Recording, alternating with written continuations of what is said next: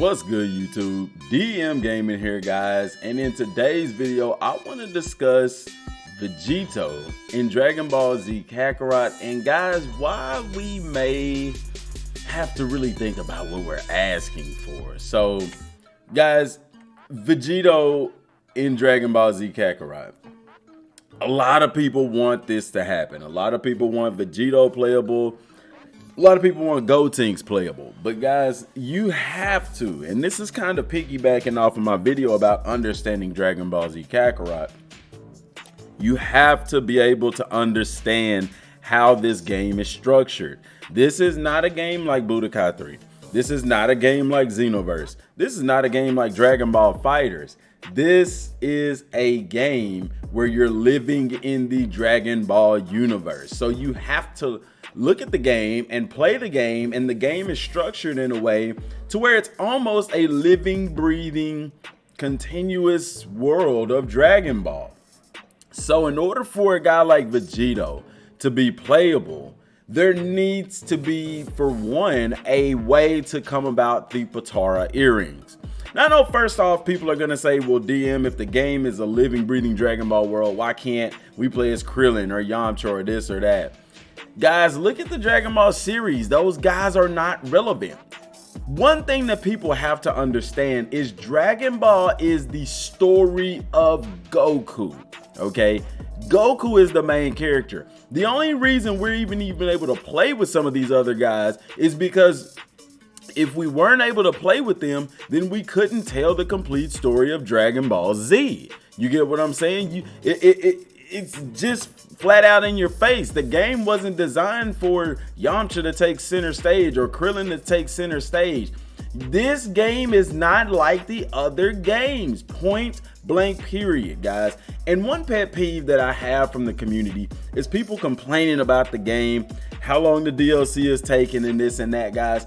It's okay to get frustrated, but to say that I'm deleting the game or I want my money back on the season pass, you've only seen one section of the season pass. You get what I'm saying? There's still a whole nother section, including a story arc to come. So guys, give it some time, man. I mean, we know what's been going on in the world. I know some people don't take that as an excuse, but whether you want to or not, it is what it is. It's happened, and it has affected the gaming community. Yes, there have been some companies that put out games still, but guys, there are other companies who don't have those same resources.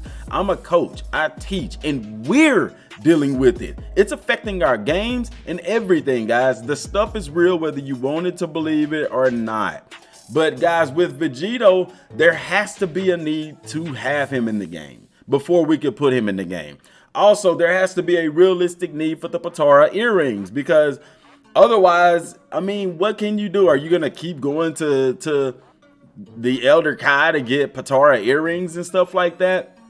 Part of me likes the way that they did Vegito and in the game, because he is that elusive. They only fused one time, guys, in Z, and then they fused again in Super. Vegito shouldn't be a character that you could just use all willy-nilly. Would it be fun? Yes, but it would be complete and utter fan service to just throw him in the game to where you're able to use him whenever you feel like it, guys. And Gotenks is a little bit different, because at any time Trunks and Goten could fuse. So this discussion isn't about them. It's about my boy Vegito. You know what I'm saying? I know y'all want to play with him. I know you want to kick butt with him, guys, but there is a requirement. Now, had we been talking about Gogeta, that's another story as well, because it's a different type of fusion. But the type of fusion that it takes to have Vegito, you require certain items. Now, can the game create, you know, those items as drops?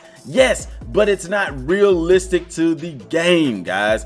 It's simply not. That's the same way with cooking. I wish they would streamline cooking and make it a lot better, but they don't. Why? Because Goku had to go to the store for Chi-Chi tons of times. You get what I'm saying? He had to go out and hunt with Gohan and get a bunch of that food items and stuff like that. This is a living, breathing world, and the longer that this game stays out and they add content to it, you're going to begin to see more and more of that unfold. Now, like I said, can they make some stuff different? Yeah, you say, well, DM, it's a living, breathing world. Why is Toei Mirror there? Why is Banyu there? Why is Android 21 there? because they're added to the game, guys. And even with that, the game is written in a way that it fits without interrupting the actual story. You get what I'm saying? That's why I feel like if they explore Toe and Mirror a little bit more and things like that, we'll kind of get some stuff like that, maybe free update, maybe DLC, I don't know. But as far as the way that the base game is structured, guys, it's just not feasible to have Vegito playable. And I know a lot of it's gonna tick a lot of y'all off, and that's fine, but it is what it is, guys. Go play Xenoverse if you want to play with Vegito. Go play freaking Dragon Ball Fighters, man. This game is not made for that. I want it. Trust me, it would be super cool to be able to fuse. I would love for Gogeta to be able to be in the game and stuff like that. Fusion, I would like to have it. I loved it in Budokai. I loved it in the Budokai Tenkaichi series. I've loved it in every game that I've played. Fusions are just freaking awesome, guys. But the way that Kakarot is structured, it's a no-go. And I checked out some, I watched videos from other creators and stuff like that, guys. A lot of people are wanting villains playable and things like that and all this and that. Guys, that I've said it before and I'll say it again for the millionth time. The game is not structured that way. You want Frieza playable?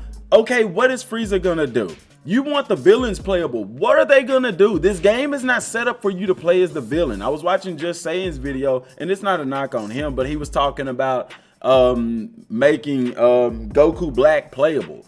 That goes against the way that the game is structured, because the game is not structured to play through the eyes of Goku Black. We're basically playing this game through the viewpoint of Goku. And yes, you do play as other characters, but that is solely for the purpose of filling out the story. You get what I'm saying?